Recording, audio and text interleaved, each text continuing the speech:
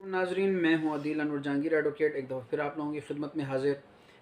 जैसा कि नाजरीन आप से मेरी मुलाकात होती रहती है मुख्तलिफ़ इशूज़ के ऊपर।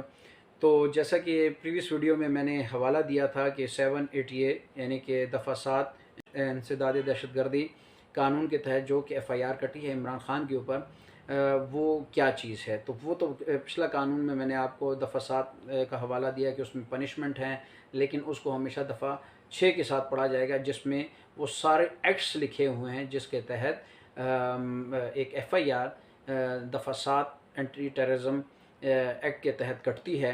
आज ये सूरत हाल इस चीज़ को डिस्कस करूँगा कि उसका प्रोसीजर क्या है और उसमें ज़मानत के क्या सूरत हाल होती हैं। तो बतौर स्टूडेंट ऑफ लॉ जो मेरी प्रैक्टिस रही है क्रिमिनल साइड में, मैं उसके हिसाब से भी आपको बताना चाहूँगा कि जो इसको आम ज़ुबान में इख्तिसार में BBA कहते हैं, यानी कि ज़मानत क़ब्ल अज़ गिरफ़्तारी।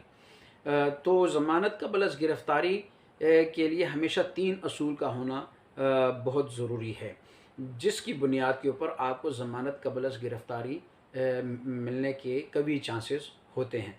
सबसे पहले unjust harassment, illegal number 2 illegal detention और mala fide on a part of prosecution, यानी कि जो कंप्लेंट है या जिसने FIR काटी है या जिसकी तरफ से काटी गई है उसकी कोई बदनीयती उस FIR के काटने में शामिल हो।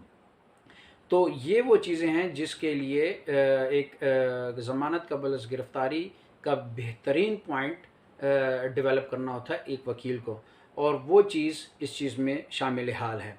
क्योंकि ज़्यादातर जो BBAs हैं, जो आपने बहुत से प्रैक्टिकली भी देखा होगा कि बहुत से सियासी कायदीन जो है उनको ज़मानत क़ब्ल अज़ गिरफ़्तारी मिल जाती है। तो अभी उनकी जो ज़मानत क़ब्ल अज़ गिरफ़्तारी की जो दरख्वास्त है वो उस पर उनका अबूरी इंटरिम ऑर्डर आएगा, फिर उनको डेट मिलेगी, डेट में फिर रिकॉर्ड आएगा, रिकॉर्ड के बाद जांच पड़ताल करने के बाद अदालत उसको देखेगी कि इसमें ये 3 जो मैंने आपको इंग्रेडिएंट्स बताया, 3 जुज़ियात बताए, ये अगर उसमें पाए गए तो अदालत उनकी ज़मानत क़ब्ल अज़ गिरफ़्तारी जो है उसको कन्फ़र्म करेगी और वो मंजूर होगी।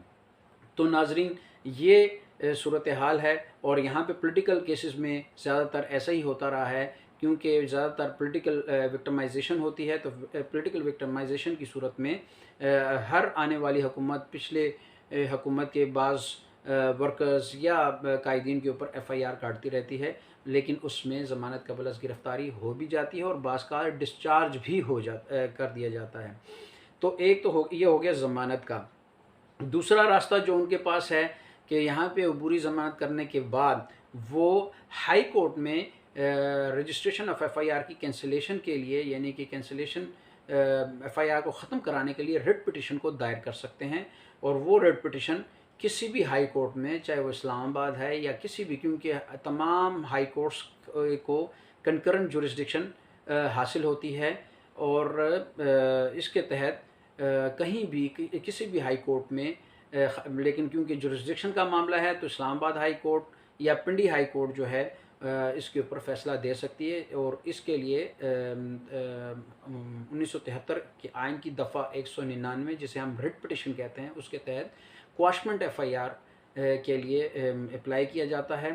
क्वाशमेंट FIR किस तरह होती है, उसका क्या सूरत हाल है, वो एक छोटा सा ज़ाब्ता है। वो फिर इंशाल्लाह नेक्स्ट डेट में जब मैं कॉन्स्टिट्यूशनल पिटिशंस और उनके ऊपर बात करूँगा तो उनमें आपको इसका पूरे डिटेल के हिसाब से बताऊँगा। तो नाज़रीन, आज का मेरा जो टॉपिक था वो ज़मानत क़ब्ल अज़ गिरफ़्तारी क्या इमरान ख़ान की हो जाएगी। तो मेरे इस वीडियो जो मैंने आपको बयान किया, इसमें कानून मैंने आपके सामने रख लिया है। बाकी होना ना होना ये जज साहब के इख्तियार में है। कानून का मैंने आपको बता दिया कि अगर ये नुकात को देखा जाए तो ज़मानत क़ब्ल अज़ गिरफ़्तारी हो सकती है। तो नाज़रीन, ये मेरा आज का टॉपिक था। आप लोगों से एक दफ़ा फिर दरख्वास्त है कि अगर आप लोगों को मेरा चैनल पसंद आए तो आप मेरे चैनल को सब्सक्राइब कीजिएगा, वीडियो पसंद आए लाइक भी कीजिएगा। अल्लाह ताला आपको आसानियाँ तक़सीम करने की तौफ़ीक़ अता फ़रमाए और खैर आफ़ियत का मामला रखे। अस्सलामु अलैकुम व रहमतुल्लाहि व बरकातहू।